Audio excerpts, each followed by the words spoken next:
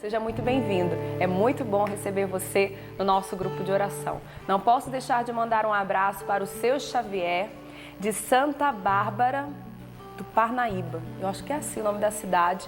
Encontrei com uma irmã dele, ou prima dele aqui no acampamento, fiel, acompanhando todos os dias, sorrindo para a vida. Que bom, seu Xavier, que o Senhor pode acompanhar, mas que o Senhor, recebendo essa palavra, possa ser um agente dessa evangelização por onde você passar. E tantos aqueles que estão conosco fielmente, todos os dias acompanhando, sorrindo para a vida. Que bom que você está conosco nessa sintonia, é bom receber você. Márcio também está aqui hoje para partilhar essa palavra de Deus, partilhar vida. Que bom que você está aqui, Márcio. Muito obrigado, Aline. Você também. Né? Que bom que você participa conosco do grupo de oração, sorrindo para a vida, para todo esse nosso Brasil e pela internet também para o mundo, né? Muitos. Qualquer lugar hoje você pode se unir a nós em oração, para que nós compartilhemos a palavra de Deus, para que nós unamos os nossos corações na intercessão, na súplica, porque a oração é a coisa mais poderosa desse mundo. A oração muda os rumos do universo, ela muda. A oração tem uma força que nos supera. Então, em tudo que nós formos fazer, a primeira coisa na nossa vida nós devemos orar. Para tomarmos nas mãos aquela força que o Espírito Santo de antemão já preparou para nós. Então, o que você vai fazer hoje, põe a oração, sabe? E você verá que o resultado é diferente, a situação muda. Então, é uma felicidade poder dizer para você e poder contemplar você aqui nesse grupo de oração conosco. É uma felicidade poder dizer para você que nós vamos nos unir às suas intenções diante de Deus, para que Deus lhe conceda a sabedoria, a força, a coragem necessária para você fazer o que precisa ser feito nesse dia de hoje. Então, que Deus te abençoe, e a palavra que nós vamos estar tomando aqui nas nossas mãos, esse trecho da Sagrada Escritura, está no Evangelho de São Mateus, no capítulo 6, versículos de 5 a 8. Evangelho de São Mateus, capítulo 6, versículos de 5 a 8. E quero aproveitar o ensejo para mandar um abraço para um amigo meu de Goiânia, muito querido, que hoje está fazendo aniversário, o Donizete, marido da Alessandra. Um abraço muito carinhoso para você, viu, meu irmão? Guardo no meu coração essa amizade tão terna por você. Deus te abençoe, felicidades nesse dia. Eu quero só mandar um abraço já também para Rio Real, na Bahia. Maria Lídia, sócia evangelizadora, mandou já a sua doação aqui para o projeto da IME Almas, em especial nesse mês de setembro. Maria Lídia, muito obrigada pela sua doação, por partilhar conosco um pouco do que você recebe para você e para a sua família. Eu acredito que, como você, Maria Lídia, muitos sócios evangelizadores estão se empenhando nesses últimos dias do nosso projeto da IME Almas, fazendo a sua doação, sua colaboração. É algo a mais, débito automático, depósito identificado, a promoção Casa Nova, Canção Nova e muito mais. A todos vocês, amigos sócios evangelizadores, nosso muito obrigada, nossa gratidão. E olha, vamos em frente, faltam poucos dias para o final da nossa campanha, mas a gente conta com cada um de vocês para nós chegarmos à graça do nosso 100% nesse mês de setembro. Maria Lídia, muito obrigada, tá certo? Cassiano também já chegou aqui com toda a alegria e força que ele sempre vem no Sorrindo para a Vida, ou onde ele for chamado, não é verdade? É isso mesmo, hoje estamos aqui, missão SC, Sapo Cassiano na área, né? Muita alegria, né? Através das músicas, podendo levar para você que está em casa, para você paz e alegria no seu coração, um pouquinho dessa alegria, um pouquinho dessa paz, um pouquinho dessa esperança, e vem que é Deus que já vai colocando no nosso coração desde cedo, que o Espírito Santo já vai baixando e vai sendo esse app logo de manhã, assim. Isso. Coisa boa. É isso Obrigado mesmo. por estar aqui, obrigado pela oportunidade. Bem-vindo. E aí, Sapo? Maravilha. Hoje eu queria pedir uma ajuda a todos os meus seguidores do Twitter. Certo. Meu estúdio ficando pronto, eu queria que alguém sugerisse um nome. Legal. Para o meu estúdio. Mas que seja um nome da nossa igreja, vamos dizer assim. Alguma coisa relacionada com a Bíblia, Jesus, não que seja um nome do mundão. Eu queria uma sugestão, né? Que daqui a pouco o estúdio está pronto e tem que ter um nome, né? E qual que é o Twitter do Sapo? @SapoCN, muito fácil, né? Pronto, Sapo CN. Palavra de hoje aqui no Sorrindo para a Vida. Evangelho de Mateus, capítulo 6, versículos de 5 a 8. A gente inicia cantando para esse momento sagrado que nós teremos com a palavra de Deus. Vamos junto. Quero louvar-te, sempre mais, quero louvar-te, sempre mais, buscar o teu querer, a tua graça conhecer. Quero louvar-te, mais uma vez, quero louvar-te, sempre mais, quero louvar-te, sempre mais, buscar o teu querer, a tua graça conhecer. Quero louvar-te. As aves do céu cantam para ti, as feras do campo refletem seu poder. Eu quero cantar, quero levantar as minhas mãos a ti. As aves do céu cantam para ti, as feras do campo refletem seu poder. Eu quero cantar, quero levantar as minhas mãos a ti, com a mão no coração assim, ó. Quero amar-te, sempre mais, quero amar-te, sempre mais, buscar o teu querer, a tua graça conhecer. Quero amar-te, neste dia mais do que nunca. Quero amar-te, sempre mais, quero amar-te, sempre mais, buscar o teu querer, a tua graça conhecer. Quero amar-te. As aves do céu cantam para ti, as feras do campo refletem seu poder. Eu quero cantar, quero levantar as minhas mãos a ti. As aves do céu cantam para ti, as feras do campo refletem seu poder.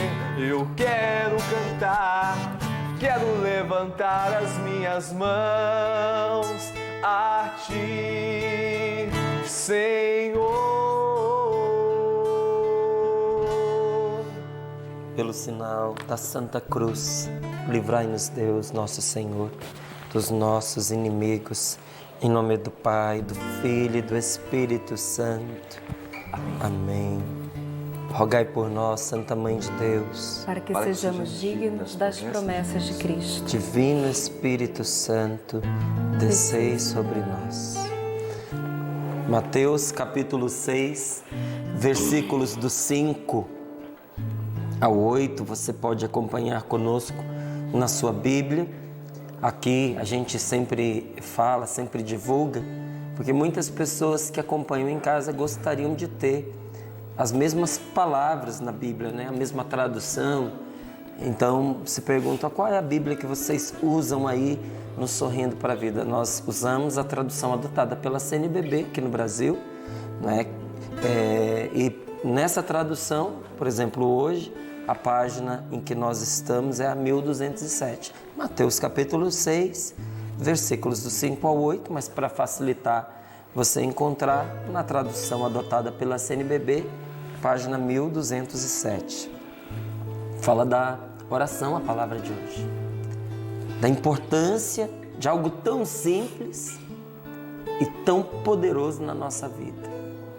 Você vê lá no versículo 5, diz assim a palavra de Deus: quando orardes, não sejais como os hipócritas, que gostam de orar nas sinagogas e nas esquinas das praças, em posição de serem vistos pelos outros. Em verdade eu vos digo, já receberam a sua recompensa. Tu, porém, quando orardes, entra no teu quarto, fecha a porta e ora ao teu pai que está no escondido. E o teu pai que vê no escondido te dará recompensa. Quando orardes, não useis de muitas palavras como fazem os pagãos. Eles pensam que serão ouvidos por força das muitas palavras. Não sejais como eles, pois o vosso Pai sabe do que precisais antes de vós o pedirdes.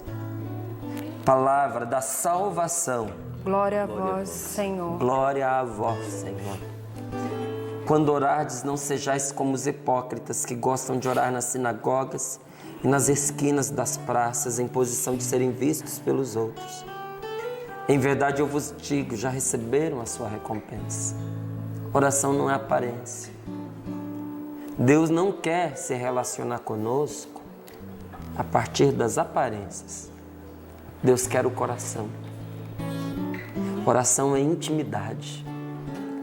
De onde provém a força da oração? A oração é poderosa porque a sua força provém de Deus. E o que faz com que a oração tenha esta força imensa é que quando eu estou unido em Deus, estou unido a Deus em oração, a força divina se manifesta através de mim. Eu participo do entendimento que Deus me dá. Os meus sentimentos são modelados conforme os sentimentos do coração de Deus. Misericórdia, a compaixão, o perdão, a bondade. E esse bem presente em mim, que me vem das mãos de Deus, ele se torna a minha força no momento da oração. Quando eu rezo, Deus me ilumina. Ele compartilha comigo a sua vontade. Mostra-me os seus desígnios. Ele me conduz em meio à minha escuridão. Então, ao rezar da parte de Deus, eu tenho clareza, eu sou esclarecido. Mas não somente isso. Não é só a mente da gente que reza. Na oração, o coração também reza. Rezam os nossos pensamentos, rezam os nossos sentimentos e reza também o nosso corpo. Então, no momento em que eu me ponho a rezar, o meu coração é fortalecido pelo amor. O meu coração se torna capaz de amar como antes não amava. Já amava o meu coração? Já amava. Mas não tanto, não tão profundamente, não tão intensamente, não com tanta gratuidade quanto depois de orar. Porque o Espírito Santo, ele dá amor ao coração. Dá amor porque nos leva a experimentar o amor que Deus tem por nós, e isso gera aquela confiança que faz a gente crescer na intimidade com Deus. Quanto o Espírito Santo nos dá o amor com que somos capazes de amar os outros, até mesmo os nossos inimigos. Então, na oração, nós somos supridos de amor. Se falta amor na sua vida, reze. E você vai se sentir amado e vai se tornar capaz de amar. Rezando, a nossa solidão é curada. Então veja, a oração ela traz amor para a vida da gente. E ao trazer-nos esta graça, por causa dela, nós vamos nos tornando pessoas amáveis. É uma consequência que os outros se aproximem de nós, porque nos tornamos amáveis pelo amor com que Deus nos amou e pôs no nosso coração para que pudéssemos amar os outros. E quando nós oramos, algo acontece também no nosso corpo. O corpo de uma pessoa que reza é diferente. Tem mais disposição, tem mais dinamismo, tem mais alegria, é até mais bonito. Porque a oração, ela transforma todo o nosso ser. Também o nosso corpo reage a ela. Então, não é uma aparência. A pessoa rezar não é uma estratégia para que psicologicamente ela se sinta amparada, não se sinta só, se sinta guarnecida, apesar de tudo continuar do mesmo jeito. Não, a oração não é isso. A oração é uma força real que transforma o ser humano, porque o une a Deus. Ela não é uma fórmula mágica. Não tem aquela oração que você diga assim, faça essa, porque essa daqui, olha, batata. Essa daqui é infalível. Então reza essa oração aqui. Pouco adianta a gente rezar a oração se o nosso coração não se entrega a Deus. A oração é coisa do coração. Mas é claro, ela precisa ter um sentido. Por isso que Jesus põe-nos à nossa disposição e quase que aos nossos lábios o Pai Nosso. Porque é de coração, mas eu também preciso saber o que eu devo rezar. Agora, quem faz da oração do Pai Nosso um amuleto, não só não agrada a Deus, como desagrada. Eu lembro que quando eu era criança, tinha lá, as pessoas distribuíam aqueles folhetos, jogavam na garagem lá de casa, não é? Colocava ali como se fosse do correio, aí você vai ler, é uma espécie de feitiço, é uma prática mágica, é um ato supersticioso. Aí manda lá, escolha uma pessoa, pense em alguém que você ama, dê um beijo nesta pessoa, como que selando a pessoa para o mal que viria depois. Aí tinha lá, era uma corrente de oração, e aí dizia que o fulano que descumpriu aquela oração, teve uma desgraça na sua família, perdeu um ente querido, perdeu todos os bens, e fulano de tal que fez aquela corrente tinha conseguido um sucesso. Isso é superstição. Isso não é oração. Isso não é corrente de oração. Isso não só não agrada a Deus, como o desagrada. E é uma blasfêmia. Porque é um sacrilégio, porque lança a mão de algo sagrado, como é o Pai Nosso, por exemplo, para transformar numa baixaria dessa. E tem uns que são ainda piores, que ensina a pessoa a fazer o mal, como se isso fosse possível, né? Usando o Pai Nosso. Então você vai lá, vou dar um exemplo aqui, você reza 7 Pai Nosso nas costas do fulano, dura 7 dias, depois de 7 dias ele cai morto. Usar a oração do Pai Nosso para isso. A oração, ela não é isso. A oração, ela não acontece de maneira mágica. Por que Jesus nos ensinou a rezar o Pai Nosso? Porque quando você presta atenção no que você está dizendo e concorda com o Pai Nosso que você está rezando, o seu coração é levado à presença de Deus. A oração, ela sai da alma da gente. E ela traz para a alma da gente o benefício que desde o começo nosso Senhor já preparou. Então, ela não é uma questão de aparência, é uma questão de vida.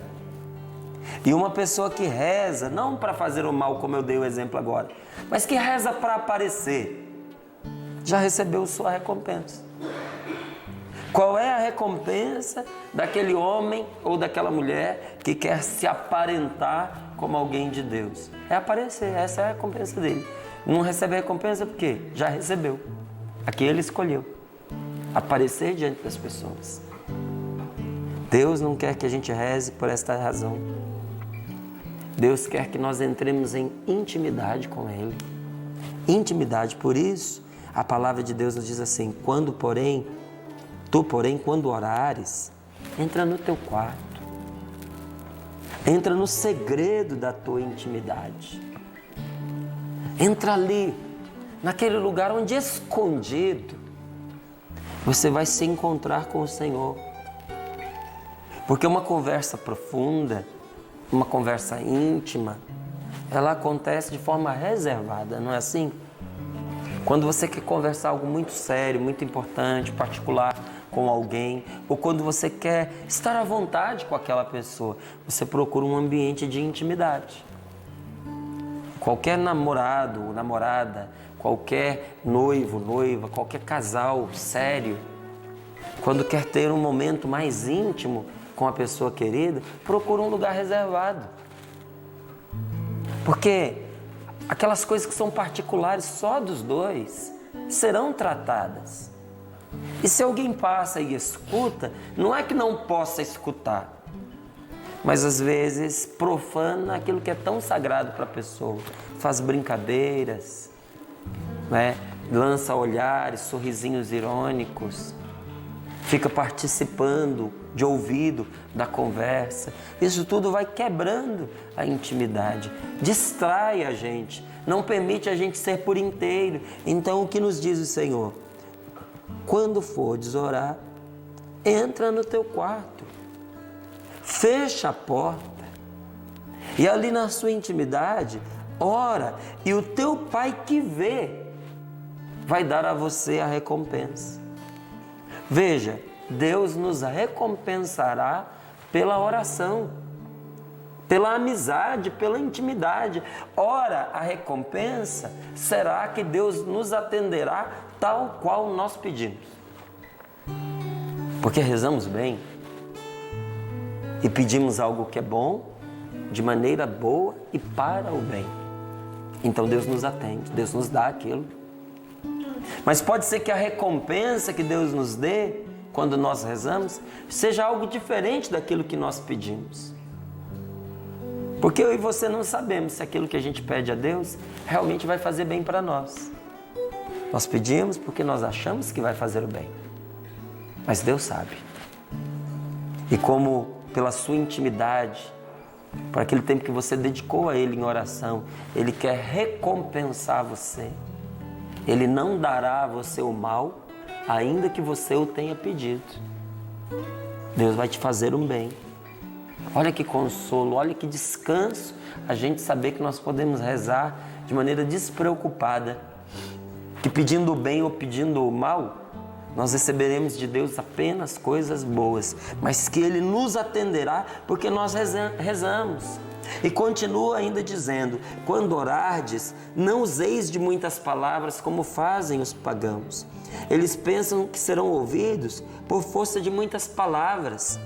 Não sejais como ele, pois o vosso Pai, como eles, pois o vosso Pai sabe do que precisais antes de vós o pedirdes. Deus sabe do que você precisa, mesmo antes de você pedir. Se Deus sabe do que você precisa antes de você pedir, então por que você tem que pedir? Por que eu tenho que pedir? Não é para que Deus tome consciência do que Ele precisa nos dar, mas para que a gente tome consciência daquilo que a gente precisa. Nós precisamos rezar para que nós tomemos consciência da carência que a gente tem, da necessidade que nós temos. Quando eu rezo, eu tomo consciência da minha fraqueza. E sendo consciente da minha fraqueza, eu me torno forte. Sou eu quem preciso da oração. A oração é a Deus, mas quem precisa dela sou eu. Deus não precisa da minha oração. Então veja, quando você for rezar, saiba de uma coisa. Deus sabe de tudo o que você precisa. E Ele quer dar a você o que você precisa. E na hora da oração, não precisa usar de muitas palavras, como fazem aqueles que não confiam em Deus, que pensam que serão ouvidos por causa das suas muitas palavras, por causa do incômodo de quem fala o tempo inteiro. Eu vou rezar o tempo inteiro, eu vou falar o tempo inteiro na cabeça de Deus. Porque se Ele não me atender, porque Ele concorda com o que eu estou pedindo, Ele vai me atender para ter sossego. Não funciona assim com Ele. Nós oramos porque nós confiamos nele. A oração, gente, ela brota da confiança. E olha, a confiança leva a gente a perseverar. Tem muitas pessoas que não são atendidas na oração porque elas desistem do que pediram. Quem tem filhos sabe que funciona assim. Às vezes o menino vem, insiste tanto com você, que quer aquele presente, e insiste. Você se convence, não, eu vou dar. Eu vou dar porque está insistindo muito, quer muito, não consigo dar agora, porque pedi uma coisinha mais cara, mas no momento certo eu vou dar. Você já tomou a decisão, seu filho já pediu para você, você está aguardando o momento certo para dar, e de repente você percebe que o seu filho não está mais interessado. Ele não quer mais. Que dar aquilo para ele, ainda que seja algo bom, ainda que seja algo útil, ainda que seja algo que vai fazer bem para ele, será um desperdício porque ele vai desprezar. Você dá? Não dá. Ele desistiu antes de você. Então você também desiste. Tem gente que faz igualzinho com Deus. Coloca uma situação em oração, reza, insiste, suplica. E Deus já se convenceu. E quer e vai dar o que nós pedimos. Mas no momento certo, mais propício para a nossa vida. Ele já nos ouviu e vai nos atender. Só que quando essa decisão no coração de Deus está mais do que evidente, a pessoa que pediu desiste do que suplicou. Já não tem mais interesse. E por isso não persevera em oração e em vigilância.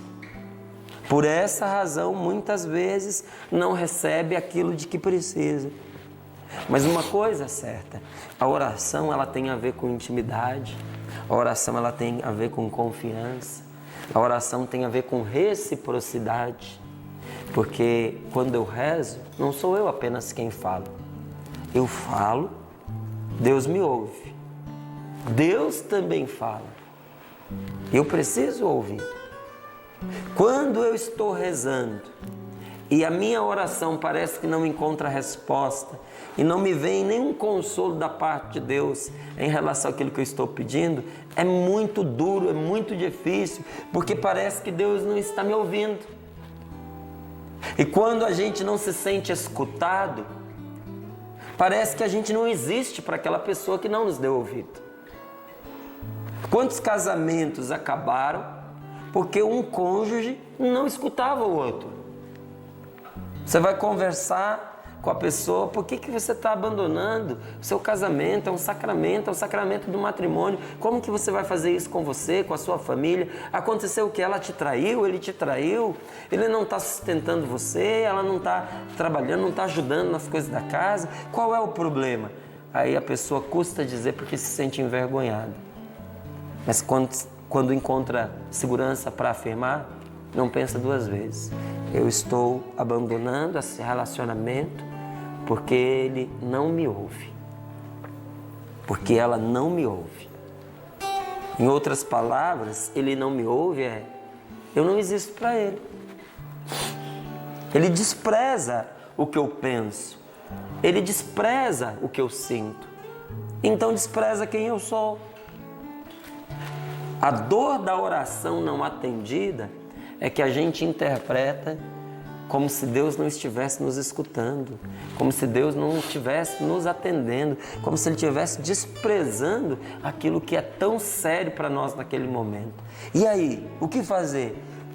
Como conviver com essas orações que não foram atendidas e ainda confiar em Deus? Como que eu vou confiar se eu rezei, se eu pedi, se eu supliquei e a minha oração não foi atendida? Como aguentar o silêncio de Deus? Nessa hora de sombras, nessa hora de perda, na hora da perda, aquela dor tão grande dentro do coração, a gente pergunta a Deus, Senhor, por quê? Por que o meu filhinho? Por que a minha esposa? Por que tão cedo o meu pai?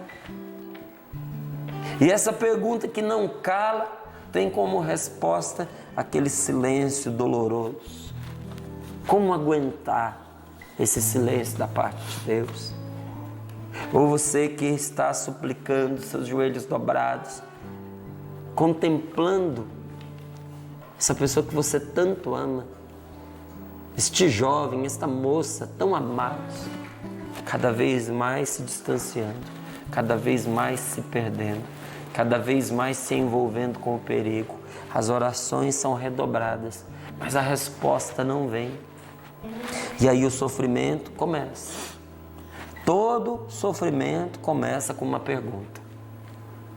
E a pergunta é, meu Deus, por quê? Por que, meu Deus? É a vida que não se realiza, então a gente vira para Deus e pergunta, por que eu? Ou até mesmo, por que não eu? Por que esta pessoa foi afelizada? Por que esta pessoa se deu bem na vida? Por que não eu, que me dediquei, que me esforcei, que trabalhei, que estudei?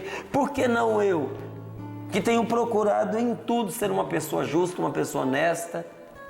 Por que não eu, que acredito no Senhor? Dói dentro do coração, dói na alma. Diante da nossa vida, cujo tempo vai passando e parece que a vida não se realiza, às vezes se somam ainda enfermidades, problemas, e aí a pergunta vira: agora por que eu? Por que isso está acontecendo comigo nesse momento de sofrimento? Nessa hora, muitas pessoas simplesmente se conformam, se resignam e param de orar, porque afinal não adiantou nada. Tem muita gente que diz assim: rezar para quê? Não adiantou nada. Eu já rezei tanto na minha vida e diante das minhas orações parece que nada mudou. Muitos abandonam a fé ou até mesmo se rebelam, como mandou a mulher de Jó que Jó fizesse. A mulher de Jó, diante da sua dor, do seu imenso sofrimento, vira para ele e diz: amaldiçoa a Deus e morre. Porque ela via Jó sentado sobre as cinzas da sua própria vida. Tinha perdido tudo e agora estava com uma doença terrível. Então, vendo o desespero daquele homem, a dor daquele homem, a sua aflição, para que viver desse jeito, ela pensava? A viver assim, amaldiçoa esse seu Deus. Ao menos morra, homem. Ao menos morra para poder colocar fim nessa lástima. Depois de passar por tantos percalços, a tentação não perde a oportunidade de chegar nos nossos ouvidos e dizer: rezar para quê? Você rezou no passado, sua oração não foi atendida, amaldiçoa Deus e morre.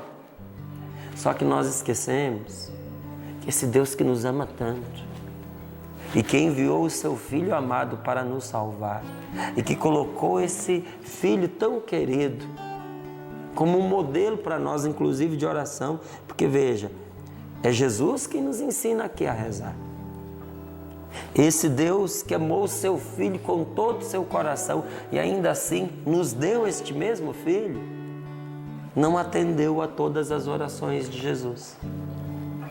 Esse Jesus que acabou de nos dizer essas palavras que estão aqui, Ele mesmo não foi atendido em todas as coisas que Ele pediu ao Pai do céu. Até mesmo a oração de Jesus não foi atendida. Você deve se lembrar que uma vez Jesus estava ali no Horto das Oliveiras, estava rezando, estava numa profunda agonia, numa solidão imensa, e aqueles que ele tinha levado com ele, que era Pedro, Tiago e João, que eram os 3 amigos mais próximos, caíram num sono profundo. Enquanto Jesus suave chorava sangue, eles dormiam. Você pode até dizer, mas é compreensível, cansados, às vezes se distraíram. Não, Jesus foi lá e os acordou, banhado em sangue. E ainda os repreendeu e disse: mas vocês não podem rezar comigo 1 hora. Era 1 hora de companhia, de intercessão, de oração. Eles não conseguiram. E ali diante do seu Pai, Jesus dizia: Pai, afasta de mim esse cálice. Se eu puder não passar por isso, tira isso do meu caminho. Mas contudo que se faça a sua vontade. Meu Pai, eu não quero ir para a cruz, mas se for necessário que eu vá, que a tua vontade se faça. Não era a vontade de Deus a crucificação e a morte terrível do seu Filho Jesus. Não era. Não pense que o Pai do céu é um carrasco que tem prazer em ver o seu filho sofrer e que vinga o pecado no corpo daquele que ele ama, dizendo: não houve pecado, você tem que apagar esse pecado com o seu sangue. Alguém precisa ser esmagado por causa de algo. Essa não era a vontade de Deus. A vontade de Deus não era a destruição do seu filho. A vontade de Deus era a salvação dos outros. E o caminho de salvação que Jesus precisou enfrentar foi imposto por nós, homens. Quem foi que impôs a cruz a Jesus? Foi o Pai? Não diz a Bíblia aqui que a cruz desceu do céu, carregada pelos anjos, justamente com seus cravos, e que os anjos levantaram Jesus e o enfiaram numa cruz. Diz que os romanos, os judeus e neles todos os seres humanos da face da terra exigiram a morte de nosso Senhor Jesus Cristo. O que o Pai determinou é que nosso Senhor passasse por todas as etapas da nossa vida. Passasse pelo nascimento, pelo crescimento, enfrentasse a dureza do pecado, enfrentasse a morte. Só que essa morte também poderia ser uma morte pela velhice. Por que não? Ali também Jesus ia redimir a morte. Mas a maldade do ser humano, o pecado e o tentador impuseram como parte desse caminho a cruz. E Jesus tinha que escolher, ou avançava no caminho passando pela cruz, ou desistia do caminho. Foi isso que ele rezou lá. Tem outro caminho, meu Pai? Porque desistir não dá, né? Não posso, não quero. Mas tem outro caminho? Não, meu filho, o caminho que a passagem que foi imposta pelos homens, por aqueles que você vai salvar, é a cruz. Então seja feita a sua vontade. Chega um momento na vida da gente em que aquilo que a gente pediu não dá para ser atendido. Porque se torna um mal maior do que enfrentar aquilo que a gente estava pedindo que Deus retirasse do nosso caminho. Receber o que nós pedimos é um mal maior do que não receber. Então não tem jeito, tem que passar por aquilo. O que nos ajuda nessa hora? Quando a gente não sente nada, quando nenhuma resposta vem, quando a gente não vê uma esperança de futuro ali à nossa frente. Nada nos ajuda tanto quando nós não sentimos nada do que participar de coração dessa oração de Jesus. E de dizer a Ele: Pai, se o Senhor puder, afasta de mim esse cálice. Se o Senhor puder, afasta da minha família esse cálice de sofrimento. Mas se não for possível que isso passe sem que eu beba, se não for possível um outro caminho, meu Deus, que seja feita a sua vontade. A gente precisa entender que a oração também tem esse lado.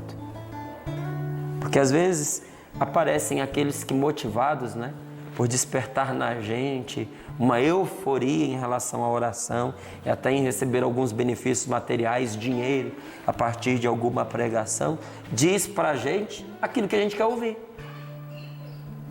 Diz o que qualquer pessoa quer escutar.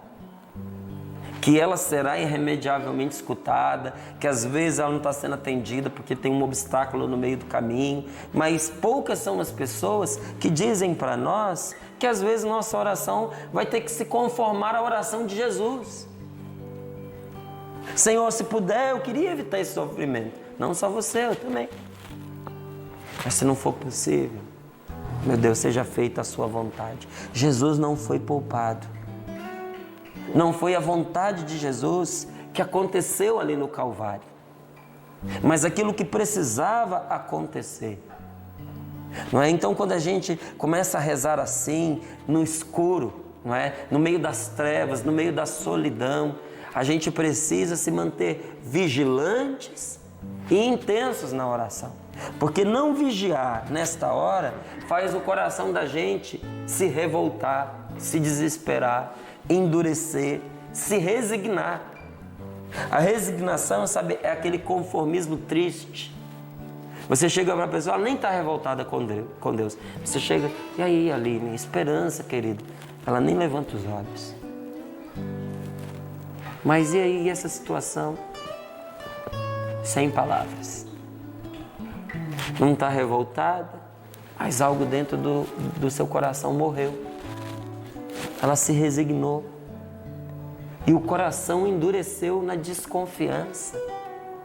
Não, na hora mais escura, na hora mais dolorosa, nós precisamos, nem que seja nos nossos pensamentos, unir a nossa oração, aquela oração apaixonada de Jesus e dizer: Senhor, o que eu quero é isso. mas confio mais no que tu queres do que naquilo que eu quero. E se tiver que escolher entre fazer a minha vontade e a tua, seja feita a tua vontade, Senhor. Isso é a gente estar esperto na oração. Vigiar na oração é a gente aperceber-se da nossa alma, dos nossos sentidos, é estarmos atentos na presença de Deus pelas coisas que nós não conseguimos. A gente consegue ver por trás do não atendimento da nossa oração.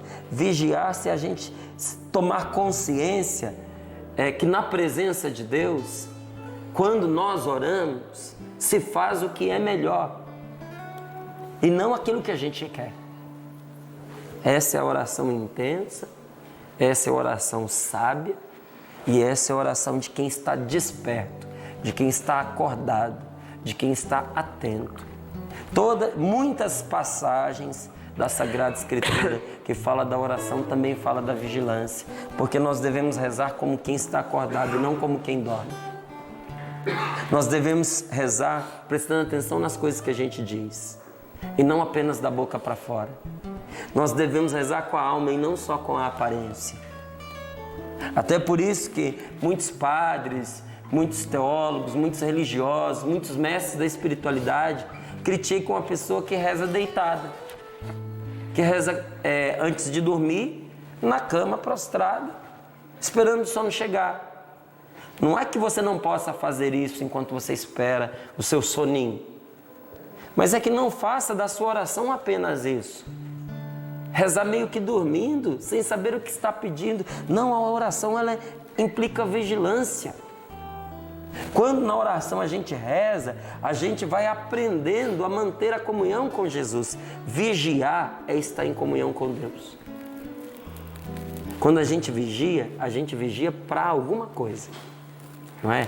Eu vigio a criança para que ela não caia num buraco. Eu vigio uma pessoa para que ela não sofra um acidente.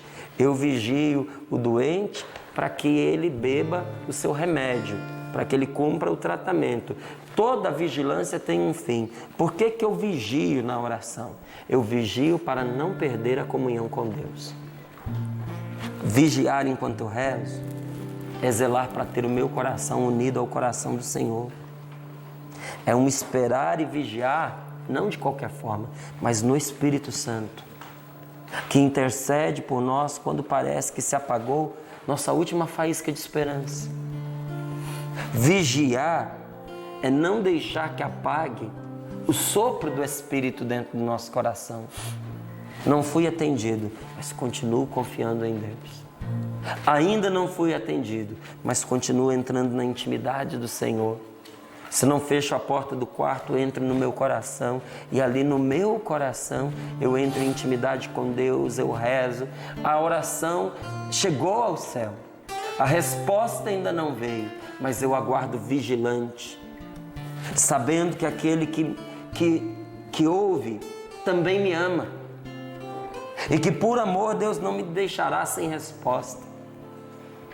Vigiar e orar, ser sóbrio e vigilante, é o que a palavra de Deus pede para nós. Quando nós, pela oração, nos tornamos pessoas acordadas, espertas, perspicazes, nós percebemos os perigos e tribulações que estão sobre este nosso mundo. Uma pessoa que é atenta e que não perdeu a sua comunhão com Deus, ela sabe que com o pecado não se brinca, ela sabe que o pecado é um perigo. Conversava com um padre esses dias e ele me contou de uma visita de São José Maria Escrivá no Brasil, que ele acompanhou. E disse que nessa vinda ele foi com São José Maria Escrivá ao Instituto Butantan. E ali ele visitou o Serpentário e percebeu lá dentro de um desses aquários, desses quadrados, desses cubos de vidro, que havia uma serpente que tinha acabado de ser posto o alimento para ela. Era um ratinho desses branquinhos de laboratório.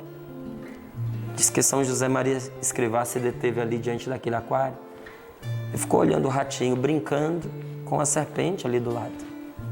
Então ele subia pelas paredes do vidro, ele passava em cima da serpente, às vezes passava em frente à cabeça dela. O ratinho caminhava por cima da serpente. Parecia que estava brincando com ela e ela nada. Mas chegou um certo momento, quando ele menos esperava, ela não deu um segundo bote, foi um só, certeiro.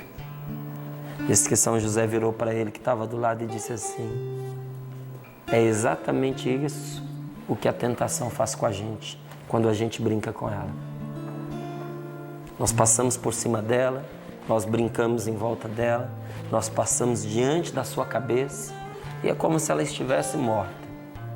É como se ela fosse inofensiva. Mas o dia que ela dá o seu bote, parece não ter uma segunda chance. A pessoa atenta, a pessoa vigilante, a pessoa que reza, é aquela que entendeu que o pecado é sempre um perigo. E um perigo mortal.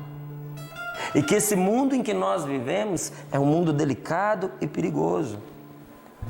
Então nós precisamos estar atentos e vigilantes. Vigilantes para quê? Para que não se perca a nossa comunhão com Deus. Vigilantes à espera de Deus, do momento de Deus para a nossa vida. Não importa que Deus nos atenda, importa que Ele nos atenda na hora certa, na hora dEle. Porque quando você recebe um presente para o qual você não está preparado. Quando o meu filhinho, o Rafael, era pequeno, a gente morava em Portugal e era aniversário dele, nós fomos lá para comprar um presentinho. E ele já era mais ou menos, já era um pouquinho grande para o brinquedo que ele escolheu. Ele escolheu um ônibus que dava para a criancinha sentar em cima, sabe? E tipo fingir que estava dirigindo o ônibus, mas ao mesmo tempo, se ficasse maior, dava para brincar com aquele ônibus, como se fosse um carrinho grande. E aí ficou apaixonado por aquilo. Mas aquele ônibus era quase o mesmo preço de um carrinho no qual você entrava dentro e pedalava e andava com ele para todos os lados. Dava para o Rafael o tamanho, só que não era tão confortável. E entre gastar o dinheiro com um, entre gastar o dinheiro com outro, aquela nossa praticidade masculina, né? Aquele senso de utilidade que a gente tem, comprei o outro e não o que ele queria. E nunca usou. Ficou posto de lado. O desgosto dele por aquilo foi tão grande que mesmo quando ele tinha tamanho e conforto para brincar com aquilo, ele não brincava. Perdeu-se o encanto. Porque ele recebeu algo no momento em que ele não estava preparado para receber. Às vezes alguma coisa que seria tão boa para a nossa vida, quando nos chega fora de tempo, não cumpre o seu objetivo. Será que não dá para esperar um pouquinho? Até que venha um momento em que isso que você está pedindo para Deus encontre a hora propícia na sua vida, que seja o melhor momento para que Deus realize isso para você. Então veja, vigiar é mais do que pedir. Vigiar é também silenciar e aguardar a espera do Senhor que vem. Deus virá. Deus virá ao seu encontro e te responderá. Enquanto isso, a gente reza e a gente vigia, sabendo que a oração pode tudo. Ela nos conforta enquanto a resposta de Deus não vem. Mas enquanto ela é feita, ela provoca também a resposta de Deus. Oremos, irmãos, e peçamos a Deus esta graça neste dia, de rezarmos em nome de nosso Senhor Jesus Cristo, com o seu coração, com os seus sentimentos, de estarmos atentos nesse momento, porque a coisa mais importante é não perder a comunhão com Deus, é não abandonar a Deus, é não se separar de Deus.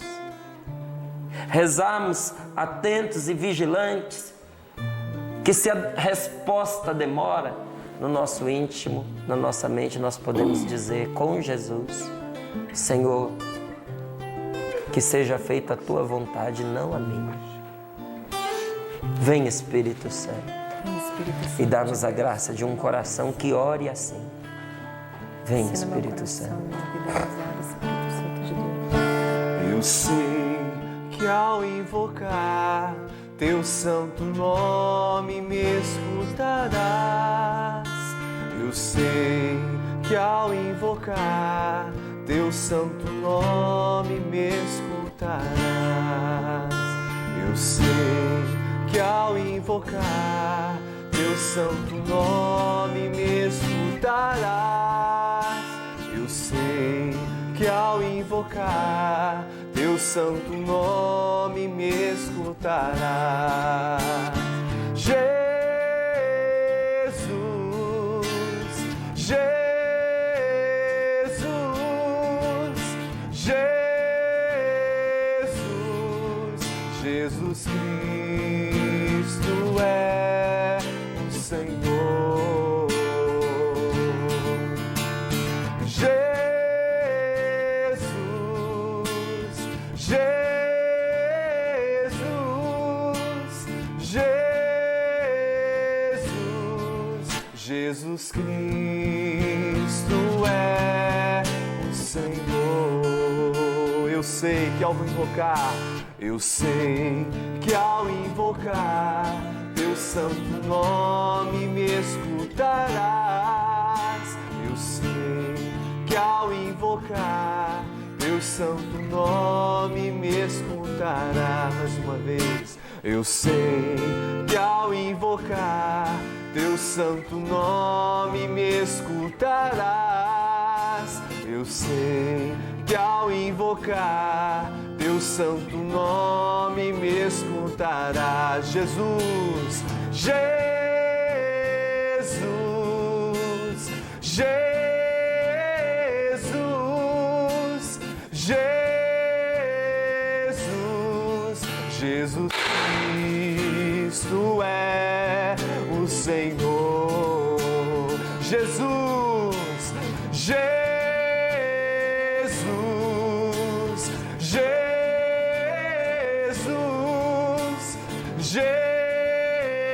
Jesus, Jesus Cristo é o Senhor. Mais uma vez vamos invocar o nome do Senhor. Jesus, Jesus, Jesus, Jesus Cristo é o Senhor. Sobre a sua vida, invoque o santo nome do Senhor. Jesus, Jesus, Jesus, Jesus Cristo é o Senhor. Nós louvamos a Deus por essa palavra que ilumina e iluminou o nosso coração, o nosso entendimento, na vigilância da oração. Uma oração verdadeira, uma oração sem máscara, oração que não é aparência, oração que é intimidade. Intimidade porque estamos com o nosso Senhor, mas a aprender que sim, nós temos a nossa vontade, mas sabemos que o melhor para nós é a vontade de Deus e damos a Ele a liberdade para fazer o que Ele quer na nossa vida, sabendo que na nossa oração Deus tem sempre o melhor para nós. Glória ao Pai, ao Filho e ao Espírito Santo, como era no princípio, agora e sempre. Amém.